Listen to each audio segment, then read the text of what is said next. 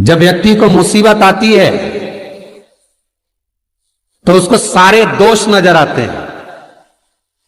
जरा पंडित जी देखना, मुझे पितृदोष है। क्यों? बहुत तकलीफ में है, बहुत कष्ट में है, बहुत दुखी है, बहुत तकलीफ में, बहुत कष्ट में, बहुत दुखी है। देखिए जरा, पितृदोष है। पंडित जी बोलेंगे पितृदोष तो नहीं है। वास्तु शास्त्री के पास पहुंच गए महाराज, और वास्तु शास्त्री के पास जाकर कहा, जरा देखिए हम बड़े तकलीफ में हैं, बड़े दुखी हैं, क्या वास्तु दोष है हमारे घर में? क्या हमारे घर में वास्तु दोष है क्या? देखिए जरा।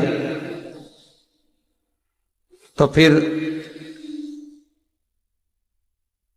वास्तु शास्त्री ने कहा, घर में भी कोई वास्तु दोष नहीं। तो फिर इतना दुख काहे से है, इतनी तकलीफ काहे से? आप जो परमात्मा का भजन करोगे, कीर्तन करोगे, नाम जाप करोगे, स्मरण करोगे, कर्म अच्छा करोगे तो ही तो ठीक होगा।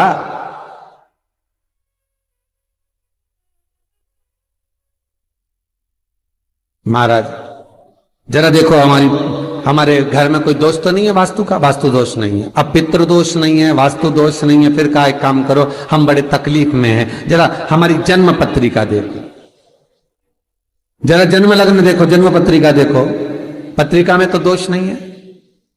अरे भाई, जब व्यक्ति का मुसीबत का समय आता है, दुख का समय आता है, तकलीफ का समय आता है, तो वो पितृदोष देखता है, वो वास्तु दोष देखता है,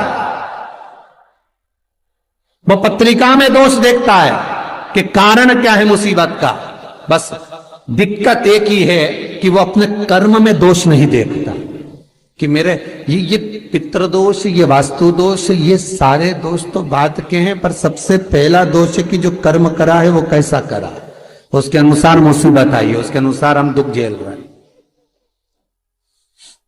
बार बार कहा जाता है, मत बुरे कर्म कर बंदे वरना पछताएगा, भगवान की आंखों से तू बच नहीं पाएगा, तू बच नहीं पाएगा। हम दोष देख रहे हैं, हमने पितृदोष दिखवाया, हमने वास्तु दोष दिखवाया, हमने पत्रिका में दोष दिखवाया।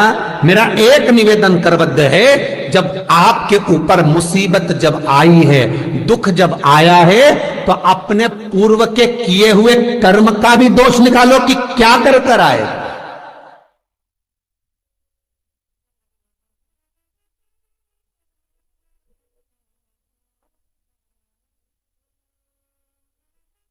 पत्रिका दिखा करके बल वो पत्रिका का दोष मत निकलवाइए, वास्तु का गलती निकालकर वास्तु का दोष ना निकलिए। महाराज अगर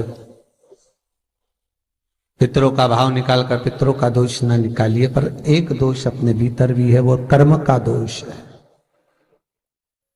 कुछ अच्छा करा होगा तो भगवान आपके जीवन में थोड़ा तो सुख लिख ही देगा, थोड़ा सुख तो लिखेगा। और यदि बेकार कर्म किया है तो कहीं ना कहीं दुख तो उसने लिखा है, कर्म का। मत बुरे कर्म कर बंदे वरना पछताएगा, भगवान की आंखों से तू बच नहीं पाएगा, तू बच नहीं पाएगा। अरे ओ अज्ञानी मत करना दानी।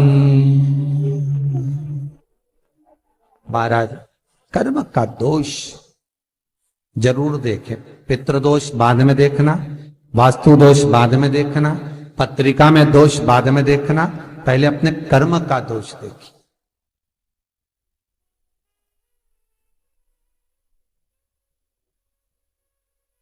फिर निवेदन करेंगे, बार बार कहते हैं कि भगवान की भक्ति में डूबो, शिव का स्मरण करो, भगवान का स्मरण करो, राम का, कृष्ण का, तुम्हारी मर्जी पड़े उसका स्मरण करो, पर करो क्यों?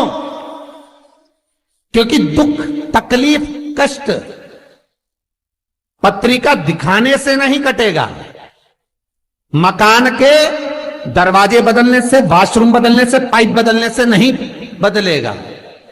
दुख तकलीफ तुम 50 बार वास्तु को भी बदल कर देख लेना, फिर भी दुख और तकलीफ, कष्ट नहीं, ये कष्ट समाप्त नहीं होगा, दुख और तकलीफ समाप्त नहीं होगा।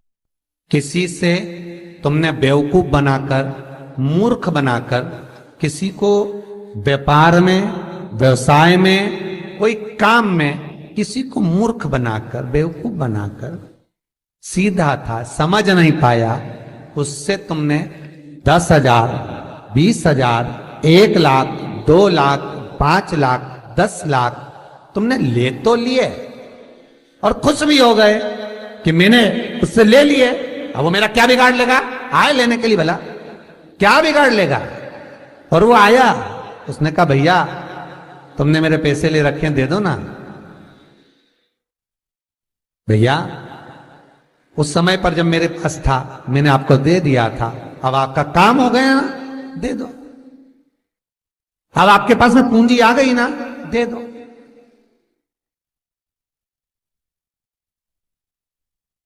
बहुत ध्यान दीजिए महाराज, 2 तरह का पैसा होता है। एक व्यक्ति ब्याज पर देता है ना ब्याज पर, कि तुम ये रुपया ले जाओ, हम तुमसे इतना ब्याज लेते रहेंगे, बाद में मूल दे देना। और एक व्यक्ति वो होता है जो अपनेपन से, प्रेम से, अपनी करुणाता से, अपनी पहचान से, अपने हृदय से, अपनी चित्तवृत्ति से, अपने दिल से जब प्रेम बढ़ जाता है, स्नेह बढ़ जाता है, तो कह देता ले जा 2 लाख, 4 लाख, 5 लाख, काम निकाल ले, बाद में दे देना। पर व्यक्ति इतना विचित्र हो जाता है कि जिससे ब्याज पे लिया है उसका तो पूरा ब्याज देता रहता है, और जिसका बेचारे का देना है उसका दे ही नहीं पाता। पर निवेदन है, जिसने तुम्हें मुसीबत में साथ दिया, तकलीफों में, कष्ट में तुम्हारे साथ दिया, सबसे पहले हाथ जोड़कर उसको निवेदन कर कर देना कि ये तेरा है भाई, ना जाने फिर जरूरत पड़ जाए तो तुझसे मिल तो जाएगा। जब एक बार दे दोगे तो वो दूसरी बार देने के लिए तैयार बैठा रहेगा। पर तुमने जब सोच लिया, विचार कर लिया कि मैं तो खा रहा हूं, निगल रहा हूं, तो फिर जब नियत में खोट आ गया तो फिर वो कुछ नहीं करेगा जिसका तुमने पैसा खाया, वो कुछ नहीं करेगा। अब तो वो करेगा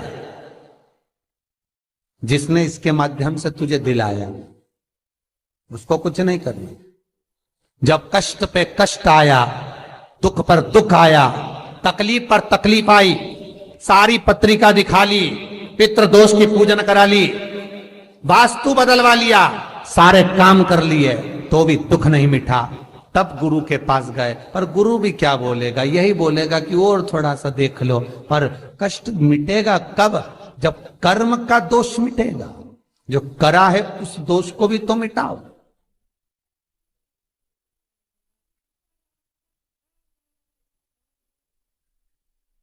विचार करना, पांडवों पर कितनी कितनी तकलीफ आई, कितनी तकलीफ आई पांडवों पर। लाक्षागृह में आग लग गई, पर भगवान किसी रूप में आकर बता दिए कि आग लगने वाली है, सुरंग बनवा दी, बाहर निकलवा दिया। दुख तो आया था ना।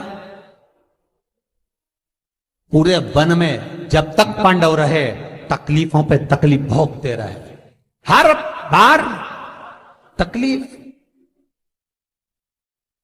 सब भोगा। पर भगवान पर विश्वास था, क्योंकि माता कुंती ने कहा था कि कर्म के लेख को शिव काटता। भगवान ब्रह्मा उतना ही देंगे जितना तुम्हारी लेखनी में लिखा है, भगवान विष्णु उतना ही देंगे जितना तुम्हारे भाग्य में लिखा है। पर भगवान शंकर तो कुछ नहीं देखते, ना लेखनी, ना कर्म, ना भाग्य। उनका अपनाए दे दो उठा के, उठाओ दो। क्या सोचना, क्या विचारना, क्या करना, दे। फिर नहीं सोचा, फिर नहीं विचारा। हर हर महादेव, तेरे इश्क में इस कदर नीलाम हो जाऊं, आखिरी हो तेरी बोली और मैं तेरे नाम हो जाऊं। कैसे कहूं महादेव आप मेरे लिए कितने खास हो, कैसे कहूं महादेव आप मेरे लिए कितने खास हो। फासले तो कदमों में है, फासले तो कदमों में है, आप तो मेरे दिल के पास हो।